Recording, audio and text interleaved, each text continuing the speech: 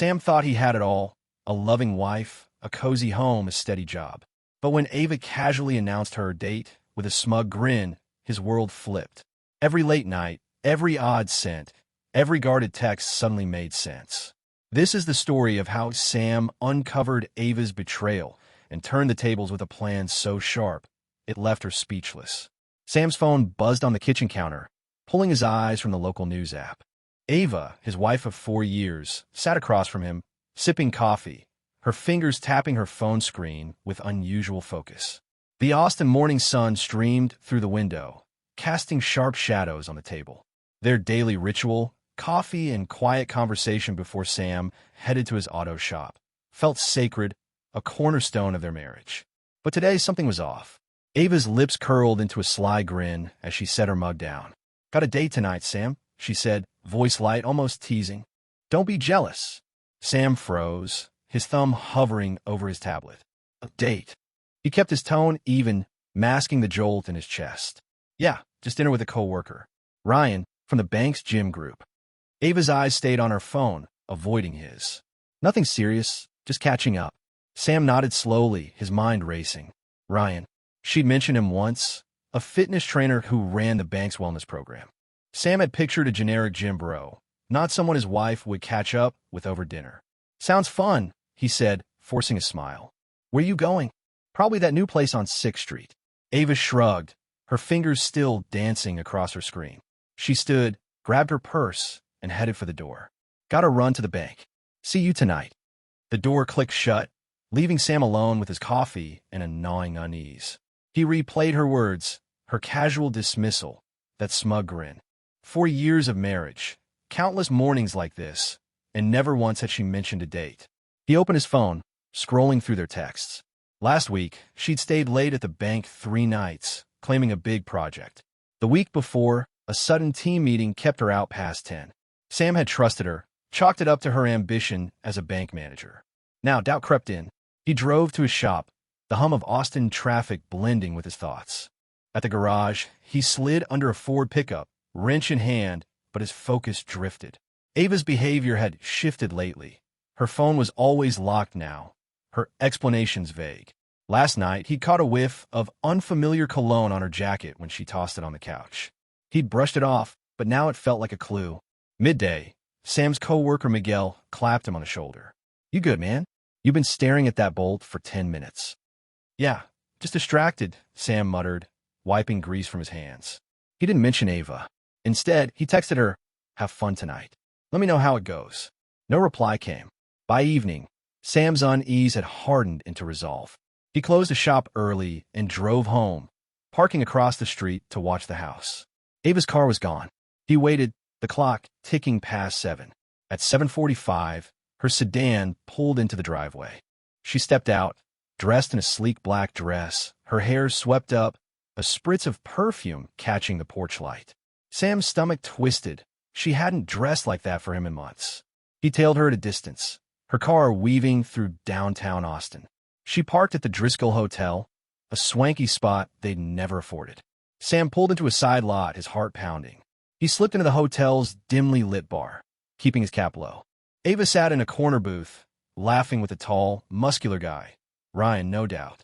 His hand brushed hers as he leaned in, his smile too polished, too confident. Sam's jaw tightened. He ordered a soda, blending into the bar crowd, and watched. Ava's laughter rang out, louder than it ever did at home. Ryan's arm grazed hers again, lingering. Sam's phone buzzed. A text from Ava, at the bar with friends. "Don't wait up." The lie hit like a punch. He snapped a discreet photo of the two, their heads close, her hand on his wrist. When they stood and moved toward the elevator, Sam followed, keeping his distance. The elevator stopped at the 6th floor. He took the stairs, pulse racing, and reached the hallway in time to hear Ava's voice from room 612, muffled but unmistakable. Ryan's low chuckle followed. Sam stood frozen, the reality sinking in. His wife wasn't just having dinner. Back in the lobby, Sam found the business center. He printed the photo from his phone, along with a screenshot of Ava's text about friends. He scribbled a note, "Care to explain?" and stuffed them into an envelope. Upstairs, he slid it under room 612's door. A hush fell inside, followed by hurried footsteps. Sam was already halfway down the stairwell, his mind clear, his next steps forming. He drove home, the city lights blurring past. Ava's betrayal wasn't just a suspicion anymore. It was fact. But Sam wasn't the type to scream or break things. He'd play this smart, let her squirm. Tomorrow, he'd confront her, not with anger, but with evidence she couldn't dodge. For now, he sat in the dark living room, the weight of 4 years settling around him, and waited for her to come home. Sam sat in the dark living room, the clock ticking past midnight. His phone lay silent. No texts, no calls from Ava. The envelope he'd slid under room 612's door at the Driscoll Hotel lingered in his mind, a quiet bomb waiting to detonate. He didn't sleep, his thoughts churning through years of trust, now fractured. At 1:03 a.m., headlights swept across the driveway. Ava's key turned in the lock, and she slipped inside, her steps hesitant, as if she sensed the air had changed. "Late night," Sam said from the couch, his voice steady, cutting through the silence. Ava jumped, her purse slipping to the floor. "Jesus, Sam, you scared me." She flicked on the light, avoiding his eyes. "The girls and I lost track of time at the bar." "Which bar?" Sam leaned forward, elbows on his knees. "The one on 6th Street, like you said." "Yeah, exactly." Ava busied herself with her purse, her fingers fumbling. A faint scent of cologne, not hers, drifted towards Sam, sharp and unfamiliar. "It was fun, just catching up." Sam nodded, his gaze locked on her. "Must have been some catch-up. You smell like you rolled in someone's aftershave." Her hand froze on the purse strap. "What's that supposed to mean?" Her voice spiked, defensive, but her eyes darted to the side. "Just an observation." Sam stood, stretching, keeping his tone casual. "I'm heading to bed. Early day at the shop tomorrow." He walked past her, noting the faint tremble in her hands, and climbed the stairs. The bedroom door clicked shut behind him, a deliberate barrier. Morning came fast. Sam was up at 6 a.m., coffee brewing, his routine unbroken despite the storm brewing inside. Ava shuffled into the kitchen, her phone clutched tightly, its screen lighting up with notifications. She ignored them, pouring coffee with unsteady hands. "You're up early," she muttered, not meeting his eyes. "Always am." Sam sipped his coffee, watching her over the rim. "You get any interesting mail last night? Maybe at the hotel?" Ava's mug clattered against the counter, coffee sloshing. "What are you talking about?" Her voice was tight, almost shrill. Sam pulled out his phone and opened the photo of her planner note. "Rendezvous, 8 p.m., the Driscoll Hotel. Found this in your planner yesterday. Care to explain what rendezvous means to you and Ryan?" Her face paled, but she recovered fast, crossing her arms. "You went through my stuff? That's low, Sam. It's just a work thing, a meeting with a gym group." "In a hotel room?" Sam's voice stayed calm, but his eyes bored into hers. "I was at the Driscoll last night, Ava. Saw you and Ryan head to room 612. Cozy spot for a work thing." Ava's mouth opened, then closed, her bravado crumbling. "You followed me?" she whispered, her voice cracking. "That's not okay, Sam. You're being paranoid." "Paranoid?" Sam set his phone down, the planner photo glaring up at her. "I left you a little gift under the door. Photos, texts, evidence. Did Ryan like it?" Ava's eyes widened, her breath hitching. "You're blowing this out of proportion. It was just dinner, drinks, nothing else." Sam leaned back, his chair creaking. "Then why lie about a girl's night? Why the locked phone, the late nights, the cologne?" He stood, grabbing his keys. "I'm not the one hiding things, Ava. Think about that while I'm at work." At the shop, Sam threw himself into an engine rebuild, the clank of tools grounding him. Miguel noticed his focus but didn't pry. Around noon, Sam's phone buzzed. A text from Ava's mother, Maria. "We need to talk. Can I stop by?" Sam agreed, curious but guarded. Maria arrived at the garage, her usual warmth replaced by a tight frown. "Ava called me, crying," she said, standing by a stack of tires. "Says you're accusing her of cheating, following her around." "What's going on, Sam?" Sam wiped his hands on a rag, then pulled up the photo of Ava and Ryan at the hotel bar, her hand on his wrist. "This was last night, Maria. Not a girl's night, not a work meeting. She went to a hotel room with this guy." Maria's eyes narrowed as she studied the photo, her lips pressing into a thin line. "She told me it was just friends. Said you're overreacting." Sam scrolled to the planner note and a screenshot of Ava's personal appointment during the exact time she was at the Driscoll. This isn't overreacting. It's facts. I trusted her, Maria, for years, but I'm done being played. Maria's shoulders sagged, her defensiveness fading. I didn't know, she said softly. She's been distant lately, always on her phone. I thought it was work stress. It's not. Sam pocketed his phone. Asked her to stay with you for a bit. We need space to figure this out. Maria nodded, her eyes glistening. I'll talk to her. But Sam, what are you going to do? I don't know yet, he admitted, but I'm not letting this slide. That evening, Sam returned home to find Ava's car gone. A note on the counter read, "Gone to Maria's. We need to talk soon." Her planner, usually guarded, lay open beside it. Sam flipped through it, finding a new entry for tomorrow. Meet our 7 p.m. usual spot. His blood boiled, but he stayed calm, snapping a photo of the page. He called a locksmith, scheduling a lock change for the next morning. Then he texted Ava, "Take what you need from the house tomorrow. I'll be at the shop." No response came, but he knew she'd seen it. Sam sat down, opened his laptop, and started searching for a lawyer. If Ava wanted to play games, he'd play smarter. The truth was out, and he was ready to rewrite the rules. Sam woke to the sound of the locksmith's van pulling into the driveway at 7 a.m. He'd barely slept, his mind replaying Ava's note. Meet our 7 p.m. usual spot. The audacity of her planning another rendezvous after he'd confronted her fueled his resolve. He let the locksmith in, directing him to change every lock on the house. By 8 a.m., new keys gleamed in Sam's hand, a tangible step toward reclaiming his space. He left for the auto shop, leaving a typed note taped to the front door. Ava, contact my lawyer if you need to reach me. Sam. At the shop, Sam buried himself in a transmission repair, the grind of tools steadying his nerves. Miguel, sensing the tension, kept the mood light, joking about a customer's busted carburetor. But Sam's focus drifted to his phone, where he'd saved the latest photo of Ava's planner. Her defiance, scheduling another meetup with Ryan, stung, but it also sharpened his plan. He wasn't just reacting anymore. He was strategizing. Mid-morning, his phone buzzed with a call from an unknown number. He let it go to voicemail, suspecting Ava. The message confirmed it. Her voice, strained and rushed, pleaded, "Sam, we need to talk. I'm at Maria's. Please call me back." He deleted it without responding, his silence a deliberate move. Instead, he texted his lawyer, Elena, attaching photos of the planner note and the hotel bar encounter. "Can we discuss divorce options?" He wrote. Elena replied within minutes. "Meet me at 2 p.m. Sam arrived at Elena's downtown office, a small space stacked with legal files. Elena, sharp and direct, listened as Sam laid out the evidence. Ava's lies about her girls' night, the cologne, the hotel room, the planner entries. "You've got a strong case for fault-based divorce," Elena said, scanning the photos. "Adultery's clear-cut with this. We can protect her assets, house, savings, the shop."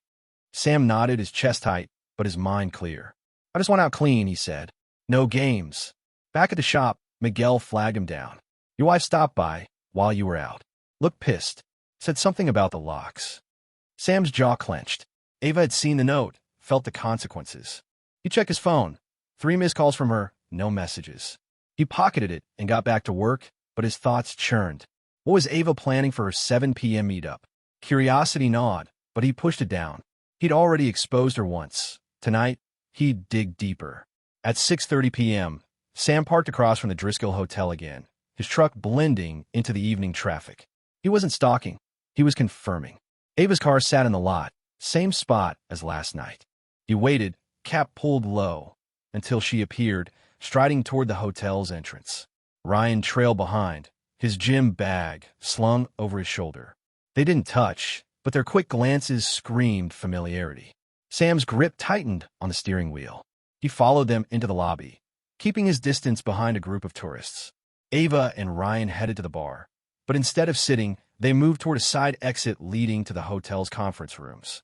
Sam's gut twisted. Another cover story? He lingered near the bar, ordering a coffee to blend in, and watched them slip into a room labeled Private Event. Through a glass panel, he saw Ava hand Ryan an envelope, her gesture sharp, almost frantic. Ryan shook his head, pushing it back. Sam pulled out his phone, zooming in to snap a photo of the exchange. The image was grainy but clear enough. Ava's tense posture, Ryan's scowl, the envelope. He texted it to Elena with a note. More proof. Same hotel tonight. Then he waited, sipping his coffee, until they emerged 10 minutes later. Ava's eyes scanned the lobby, as if sensing a trap, but she didn't spot Sam. They parted ways, Ryan toward the parking lot. Ava backed her car. Sam drove home, his mind racing. The envelope intrigued him. Was Ava trying to pay Ryan off? Or was it something else? At home, he checked the security app for the new locks. No alerts, no attempted entries. Ava hadn't come back. He opened his laptop and searched Ryan's name, finding his LinkedIn. Fitness trainer, independent contractor. A quick cross-check with the bank's website showed no mention of a gym group or wellness program. Another lie. His phone buzzed. Maria, Ava's mother. Sam, Ava's a mess, she said, her voice heavy. She admitted to seeing someone, but swears it's over. Says you're shutting her out. She made her choice, Sam replied, his tone firm. I'm done with lies, Maria. Tell her to talk to my lawyer.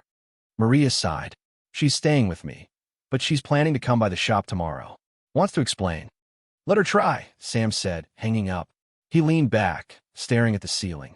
Ava's desperation was palpable, but it didn't sway him. Her explanations were just more deflections. He forwarded the new photo to Elena, adding, she's meeting him again. Can we use this? Elena's reply was swift. Absolutely. Keep documenting. Sam set his phone down, a plan solidifying. Tomorrow, when Ava showed up, he confronted her with everything, calmly, coldly, with evidence she couldn't spin. He wasn't just fighting for his freedom. He was reclaiming his self-respect. The shop would be his battleground, and he was ready.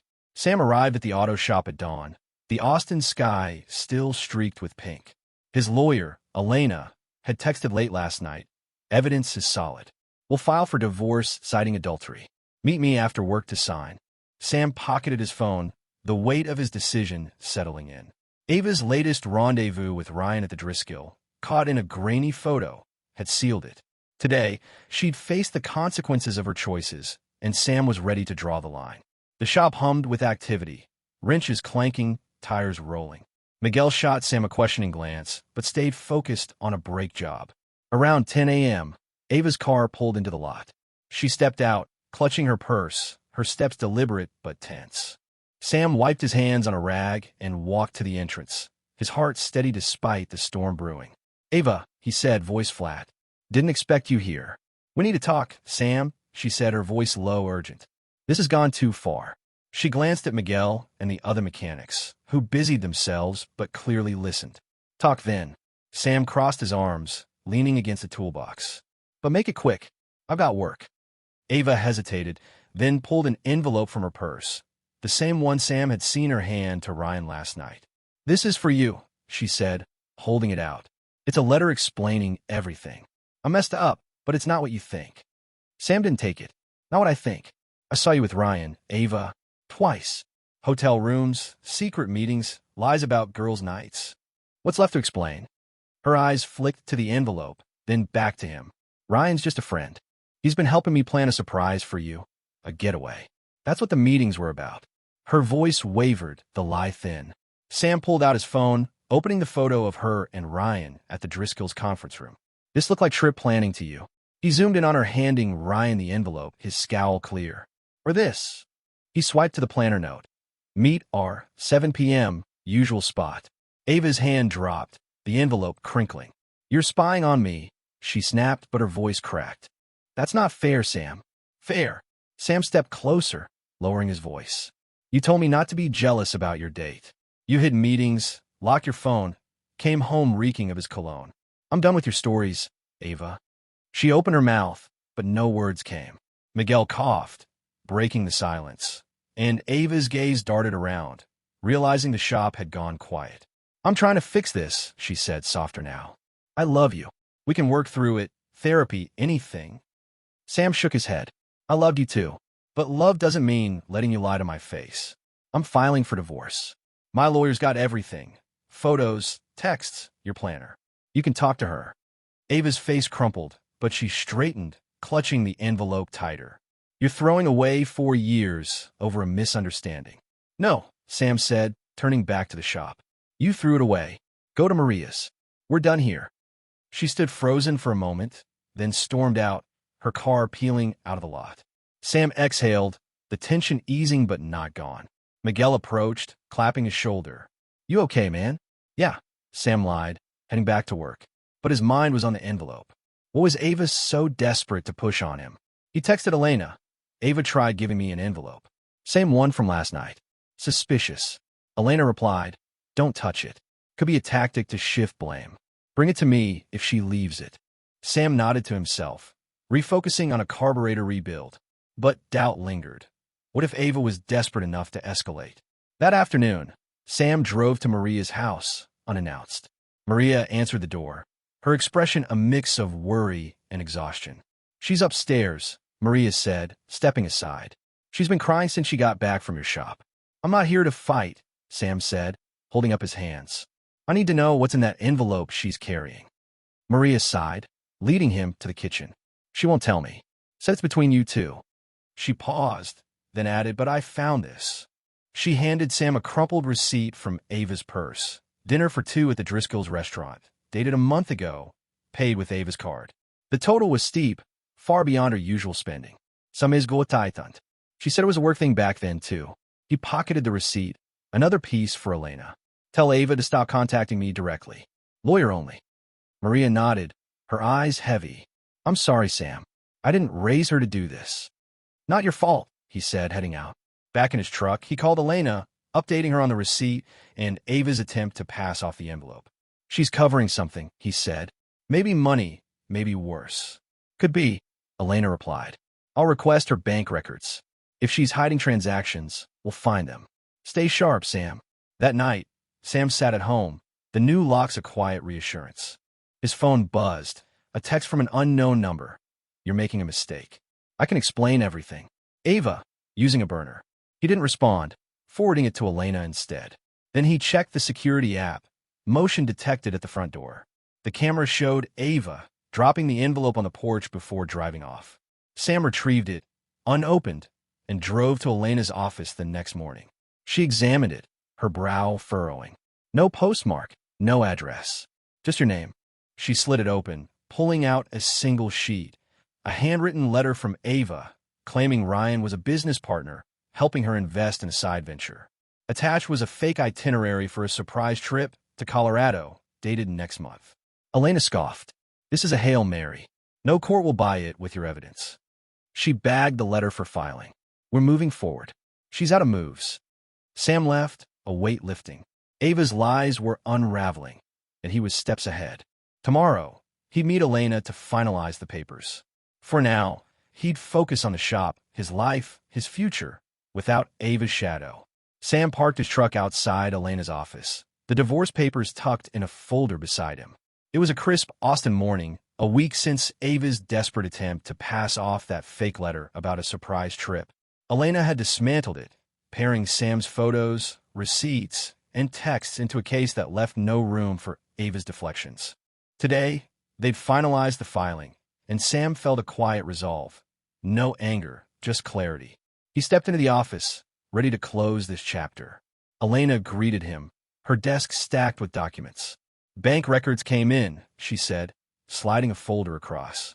"Ava's been wiring money to an account tied to Ryan. Small amounts, but regular for 6 months." She tapped a highlighted line. "Not business investments. Personal transfers. She's got no defense." Sam scanned the records, his jaw tight. She was paying him to keep quiet? Maybe, Elena said, or funding their meetups. Either way, it's more proof of infidelity. The judge will see it our way. She handed him a pen. "Sign here, and we're done." Sam signed. The pen scratched loud in the quiet room. "What's next?" "We serve her today," Elena replied. "She's at Maria's. My process server's on it. Expect pushback. She'll try to spin this." Sam nodded, leaving the office with a strange lightness. He drove to the shop, where Miguel was already elbow-deep in a radiator job. "Big day?" Miguel asked, eyeing Sam's expression. "Final day," Sam said, grabbing a wrench. "Divorce is filed." Miguel gave a low whistle, but didn't press. Sam worked steadily, the rhythm of the shop grounding him. But his phone buzzed at noon. "Maria." "She got the papers," Maria said, her voice strained. "She's furious, Sam. Says you're ruining her life." "She ruined it herself," Sam replied, keeping his tone even. Tell her to call Elena, not me. Maria hesitated. She's talking about fighting it. Says she'll prove you're wrong. She can try, Sam said, hanging up. He'd expected Ava's resistance, but the bank records were ironclad. He texted Elena. Ava's planning to contest. Heads up. Elena's reply was swift. Let her. She's got nothing. Sam pocketed his phone, refocusing on a tire rotation. But at 3 p.m., the shop's door swung open, and Ava stormed in, divorce papers crumpled in her fist. The mechanics froze, sensing the tension. Sam, this is insane. Ava's voice echoed through the garage. You're throwing everything away over nothing. Sam set down his tools, wiping his hands. Nothing? I've got photos, receipts, your own planner. You wired money to Ryan for months. Explain that. Ava's eyes widened, caught off guard. That was for a gym membership. He's my trainer. Sam stepped closer, voice low. No gym, Ava. I checked. No wellness program at your bank either. Just you and Ryan in hotel rooms. He pulled out his phone, showing the bank transfer records Elena had sent. This isn't a membership. This is you hiding an affair. Ava's hands shook, the papers crinkling. You're twisting everything. I made a mistake, but I love you. We can fix this. No, Sam said, his voice firm. You don't get to rewrite this. I trusted you for 4 years. You chose Ryan, lies, secrets. I'm choosing me now. She stared, speechless, as Miguel and the others watched in silence. Finally, she turned, papers falling to the floor, and left without another word. Sam picked them up, tucking them away. Back to work, he told the crew, who nodded and resumed their tasks. That evening, Sam met his therapist, Dr. Carter, at a quiet office downtown. You're holding up well, Carter said, noting Sam's calm demeanor. But how are you really feeling? Betrayed, Sam admitted, leaning back. But not broken. Therapy's helping me see how Ava twisted things, made me doubt myself. I'm done letting her control the story. Carter nodded. You're reclaiming your narrative. What's next for you? Sam paused, considering. Building something real. No lies, no games. He left the session lighter, his path clear. Weeks later, Maria called with an update. Ava's moving to Dallas, she said. Got a new job at a bank there. Ryan's out of the picture, dumped her when things got messy. Good, Sam said, meaning it. I hope she figures herself out. But not my problem anymore. Maria sighed. You're a good man, Sam. She didn't deserve you. Sam hung up, heading to the coffee shop 2 blocks from the garage. Emily, the barista who'd been slipping him free lattes and easy smiles, waved him over. Usual? She asked, already pulling espresso shots. Make it 2, Sam said, grinning. You free later? Thought we could grab dinner. Emily's eyes lit up. Only if you're buying. They laughed, the ease between them a stark contrast to Ava's secrecy. Over the next months, Sam and Emily grew close, their dates filled with honest talks about their days, dreams, fears. She never hid her phone, never dodged a question. It was simple, real. One evening, as Sam locked up the shop, he saw Ava's car slow by the lot, then speed off. He didn't flinch. The divorce was finalized, the house in his name, his savings secure. Ava was a ghost, fading into Dallas, while Sam built something solid with Emily. He slipped his old wedding ring into a drawer, unneeded, and walked to the coffee shop, where Emily waited, her smile brighter than the Austin sunset.